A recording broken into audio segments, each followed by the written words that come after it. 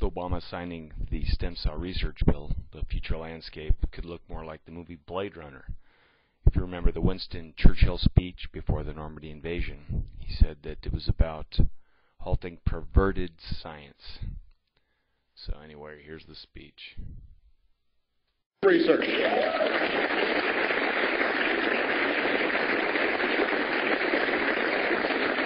And we will aim for America to lead the world in the discoveries it one day may yield. At this moment, the full promise of stem cell research remains unknown, and it should not be overstated.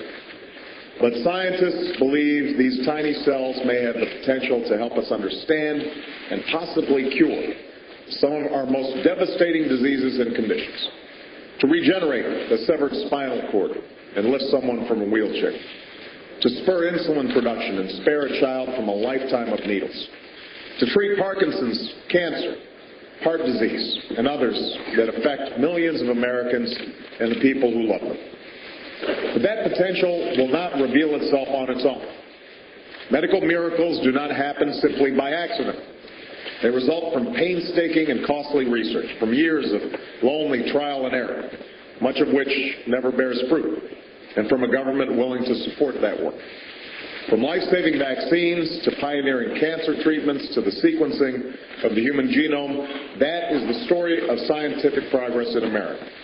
When government fails to make these investments, opportunities are missed. Promising avenues go unexplored. Some of our best scientists leave for other countries that will sponsor their work. And those countries may surge ahead of ours in the advances that transform our lives.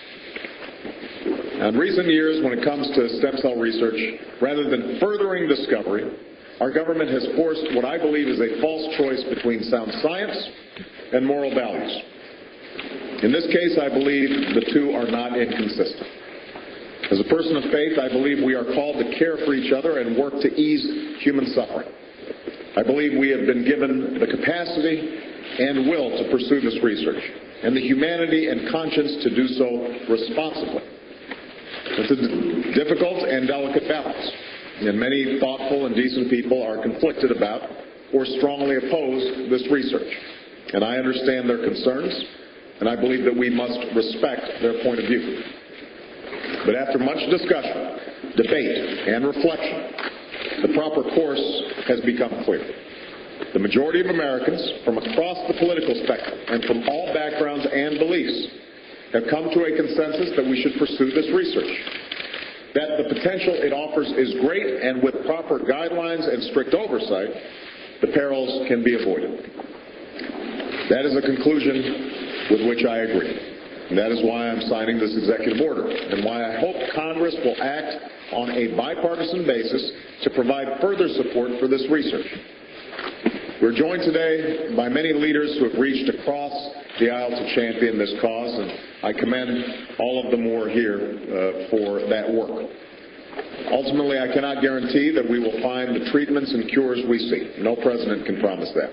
But I can promise that we will seek them actively, responsibly, and with the urgency required to make up for lost ground. Not just by opening up this new front of research today, but by supporting promising research of all kinds, including groundbreaking work to convert ordinary human cells into ones that resemble embryonic stem cells. I can also promise that we will never undertake this research lightly. We will support it only when it is both scientifically worthy and responsibly conducted. We will develop strict guidelines, which we will rigorously enforce, because we cannot ever tolerate misuse or abuse. And we will ensure that our government never opens the door to the use of cloning for human reproduction. It is dangerous, profoundly wrong, and has no place in our society or any society. Now, this order is an important step in advancing the cause of science in America, but let's be clear, promoting science isn't just about providing resources, it's also about protecting free and open inquiry. It's about letting scientists, like those who are here today, do their jobs, free from manipulation or coercion, and listening to what they tell us, even when it's inconvenient, especially when it's inconvenient. It is about ensuring that scientific data is never distorted or concealed to serve a political agenda, and that we make scientific decisions based on facts, not ideology. By doing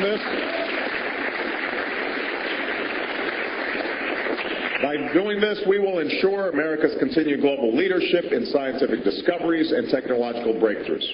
And that is essential not only for our economic prosperity, but for the progress of all humanity. And that's why today I'm also signing a presidential memorandum directing the head of the White House Office of Science and Technology Policy to develop a strategy for restoring scientific integrity to government decision-making, to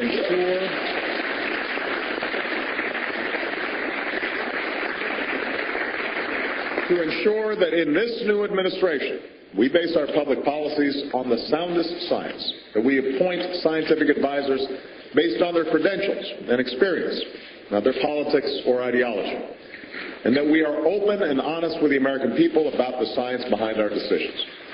That's how we'll harness the power of science to achieve our goals, to preserve our environment, protect our national security, to create the jobs of the future, and live longer, healthier lives. As we restore our commitment to science and expand funding for promising stem cell research, we owe a debt of gratitude to so many tireless advocates, some of whom were with us today, many of whom were not. Today we honor all those whose names we don't know, who organized and raised awareness and kept on fighting, even when it was too late for them or for the people they love. And we honor those we know, who used their influence to help others and bring attention to this cause. People like Christopher and Dana Reed, who we wish could be here to see this moment.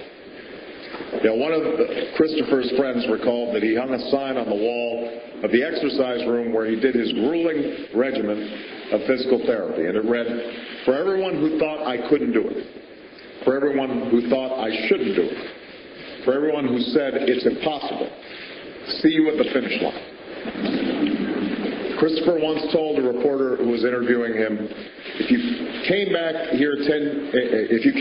here in 10 years, I expect that I'd walk to the door to greet you. Now, Christopher did not get that chance.